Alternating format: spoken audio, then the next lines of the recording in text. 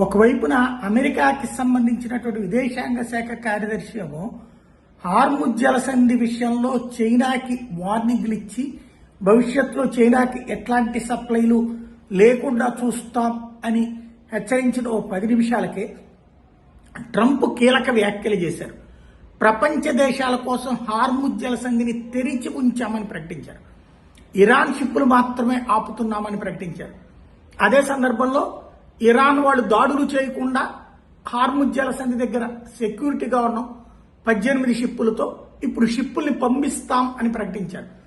ఈ నిర్ణయం పట్ల చైనా సంతోషంతో ఉంది. ఎందుకంటే చైనా దీన్ని ఎక్కువగా వాడుకుంటుంది, చైనాకు విపరీతమైన సరఫరా ఉంటుంది, వాళ్ళ దగ్గర కూడా డబ్బులు వసూలు చేశారు ఇరాన్ వాళ్ళు.